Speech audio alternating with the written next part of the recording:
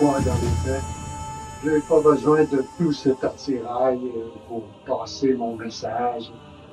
Je suis un guerrier de la lumière, favorable à la non-violence pour la liberté, pour la justice et la vérité, pour mon peuple bien-aimé.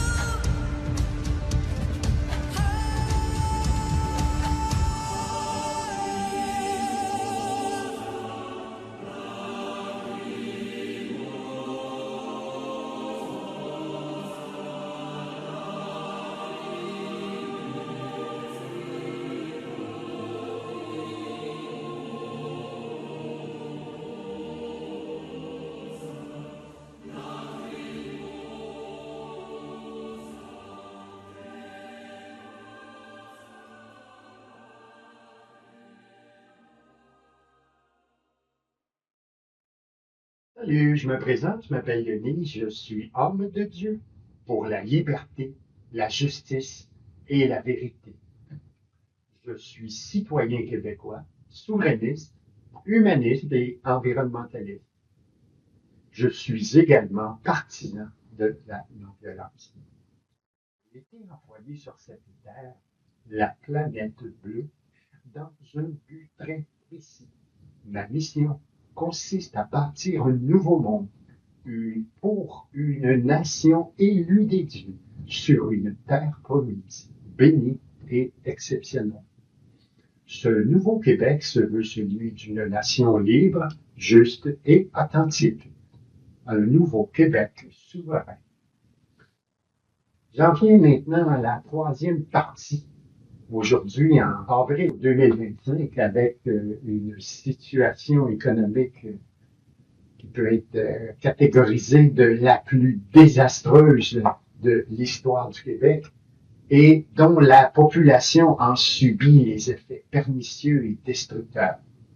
Je ne suis pas un économiste ou un comptable. D'ailleurs, j'ai ma petite opinion.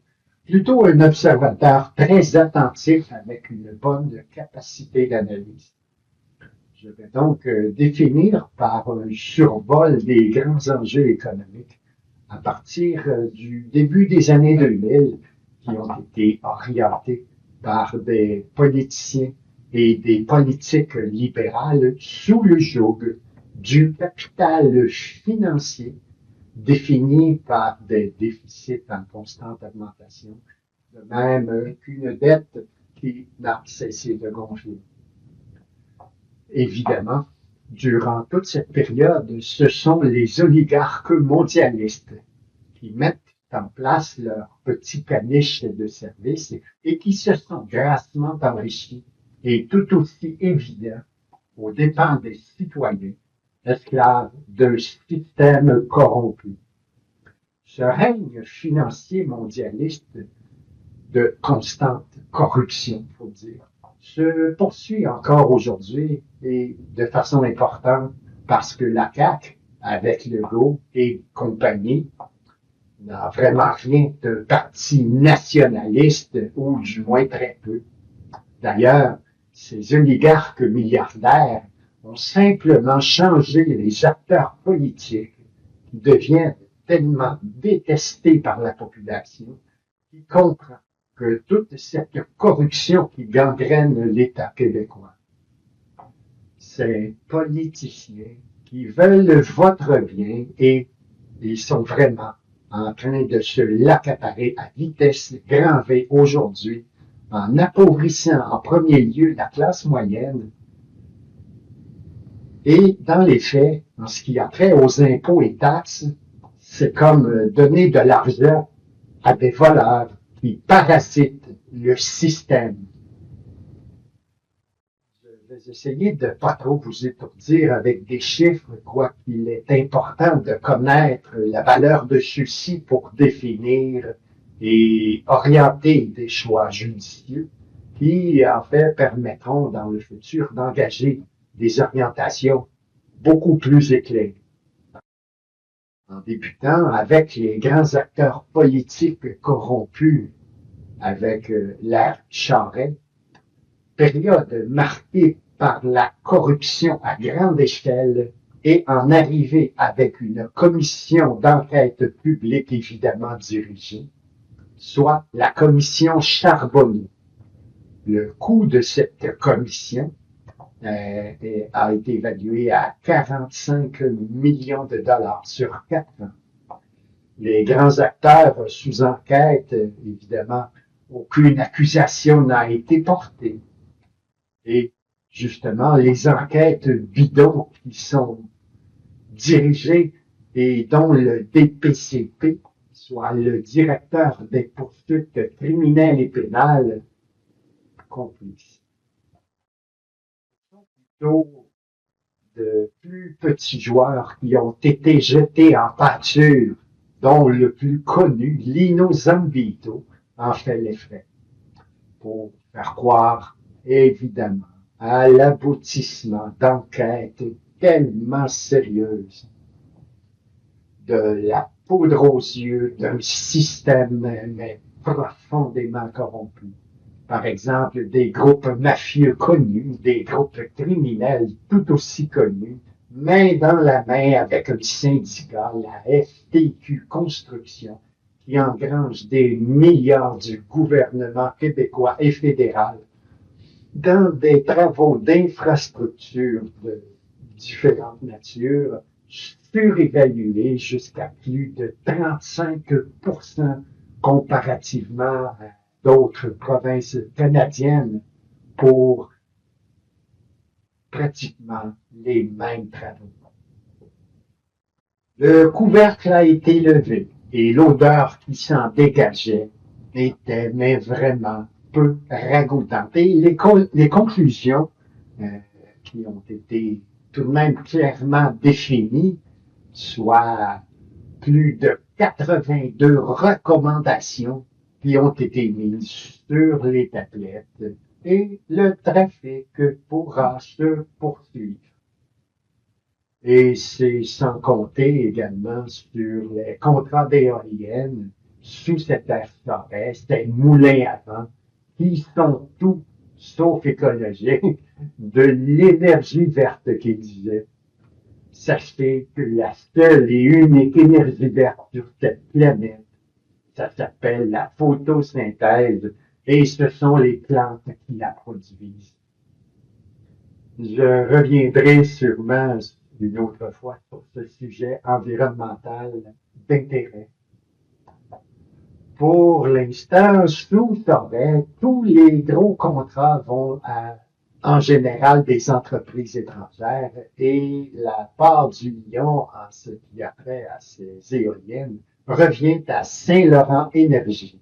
Ce consortium est détenu par EDF, Énergie Nouvelle, elle-même détenue à 50% par EDF, entreprise française. Aujourd'hui, en 2025, EDF appartient à l'État français à 100%. En fait, ils s'en sont accaparés. Et les redevances qui sont versées par Hydro-Québec représentent le double de ce que coûtent ces redevances dans d'autres pays.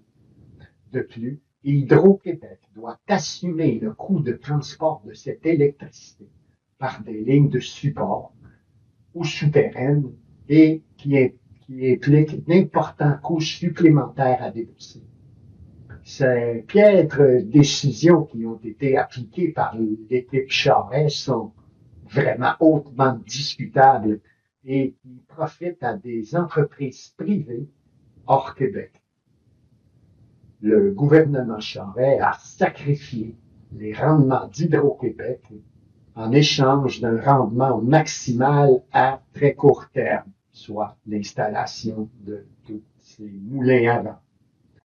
Il limite ainsi les investissements de la société d'État québécoise au profit d'entreprises privées. En réalisant ces projets, évidemment, les tisaniers profitent économiquement au détriment d'Hydro-Québec pour des années étant liés par contrat. On peut le dire, c'est vraiment de la sale magouille au détriment de la nation.